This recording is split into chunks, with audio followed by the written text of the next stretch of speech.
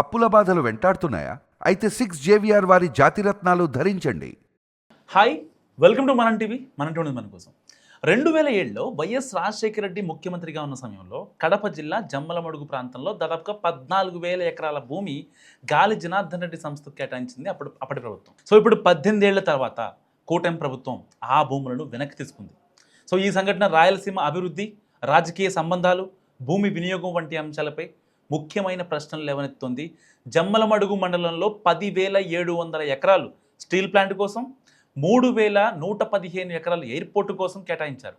మొత్తం సుమారు 13,900 ఎకరాలు. సో స్టీల్ ప్లాంట్కు ఎకరానికి 18,000, ఎయిర్పోర్టుకు ఎకరానికి 25,000 చొప్పున భూములు కేటాయించారు. దీంతో గాలి జనార్దన్ రెడ్డి సంస్థ సుమారు 27 కోట్ల రూపాయలు మాత్రమే చెల్లించి ఈ విస్తీర్ణ భూమిని పొందింది. ఆ సమయంలో రాయలసీమలో ఉద్యోగాలు, ఆర్థిక వృద్ధి జరుగుతాయని ప్రకటించారు. సో ఈ కేటాయింపు వెనుక రాజకీయ, వ్యాపార సంబంధాలు ముఖ్యమైన పాత్ర పోషించాయి. సరిగ్గా అప్పట్లో జగన్మోహన్ రెడ్డి బెంగళూరులో ఉండి వ్యాపారాలు చేస్తుండగా గాలి జనార్దన్ రెడ్డితో పరిచయం ఏర్పడింది. ఈ సంబంధం ద్వారా కడపలో స్టీల్ ప్లాంట్ ప్రాజెక్ట్ ముందుకు సాగింది. అనంతపురం, కర్ణాటక, ఆంధ్ర సరిహద్దు ప్రాంతాల్లోని ఇనుప ఖనిజ గనులు కూడా కేటాయించబడ్డాయి. సో గాలి జనార్దన్ రెడ్డి బీజేపీ నాయకుడిగా ఉన్నప్పటికీ ఆయనకు వివిధ పార్టీల నాయకులతో సన్నిహిత సంబంధాలు ఉండేవి. కర్ణాటకలో బీజేపీ అధికారంలోకి వచ్చిన తర్వాత ఆయనకు టూరిజం శాఖ మంత్రి పదవి కూడా లభించింది. బ్రాహ్మణి స్టీల్ శంకుస్థాపన కార్యక్రమంలో జగన్మోహన్ రెడ్డి కూడా పాల్గొన్నారు. స్టీల్ ప్లాంటు, ఎయిర్పోర్టు నిర్మాణం ద్వారా రాయలసీమ ముఖచిత్రం మారుతుందని ఆశలు వ్యక్తం చేశారు అప్పట్లో చాలామంది. కానీ ప్రాజెక్టు మాత్రం ముందుకు సాగలేదు. గాలి జనార్దన్ రెడ్డి హవా పీక్లో ఉన్నప్పుడు ఈ ఒప్పందాలు జరిగాయి. తర్వాత అక్రమ మైనింగ్ ఆరోపణలు, లోకాయుక్త, సిబిఐ దర్యాప్తులు స్టార్ట్ అయ్యాయి. యూపీఏ కేంద్ర ప్రభుత్వ కాలంలో కూడా ఫండింగ్ సంబంధిత ఆరోపణలు వచ్చాయి. రాజశేఖర రెడ్డి మరణం తర్వాత గాలి జనార్దన్ రెడ్డి మంత్రి పదవికి రాజీనామా చేశారు. బ్రాహ్మణి స్టీల్ ప్రాజెక్టు పూర్తిగా ఆగిపోయింది.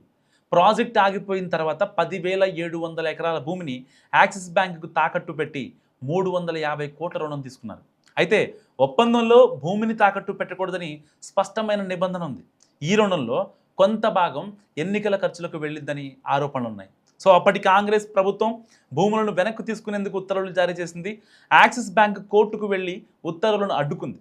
సో 18 ఏళ్ల పోరాటం తర్వాత కోర్టు బ్యాంకుకు ఎలాంటి హక్కు లేదని తీర్పిచ్చింది. ప్రస్తుతం కూటమి ప్రభుత్వం కలెక్టర్ ఉత్తర్వుల ద్వారా ఈ భూములను వెనక్కి తీసుకుంది.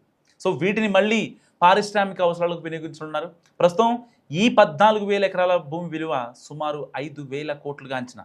అదే జమ్మలమడుగు మండలంలో జిందాల్ సంస్థ 16,000 కోట్ల పెట్టుబడితో రాయలసీమ స్టీల్ ప్లాంట్ నిర్మాణం చేపట్టింది. ఈ వ్యవహారం రాజకీయ సంబంధాల ఆధారంగా చౌకగా ప్రజాభూములు కేటాయించడం వల్ల ఎలాంటి పరిణామాలు ఏర్పడతాయో చూపిస్తోంది. సో రాయలసీమ వంటి వెనుకబడిన ప్రాంతంలో అభివృద్ధి ప్రాజెక్టులు రాజకీయ ప్రభావాలకు లోనవ్వకుండా పారదర్శకంగా, బాధ్యతాయుతంగా అమలు చేయాల్సిన అవసరం నిజంగా ఎంతో ఉంది. 15 ఏళ్ల పాటు ఒక ప్రాజెక్ట్ నిలిచిపోవడం వల్ల ప్రాంతీయ అభివృద్ధి ఆలస్యమైంది. ఇప్పుడు భూములు వెనక్కి రావడం ద్వారా ప్రభుత్వ చట్టబద్ధమైన చర్య తీసుకున్నట్టు కనిపిస్తోంది.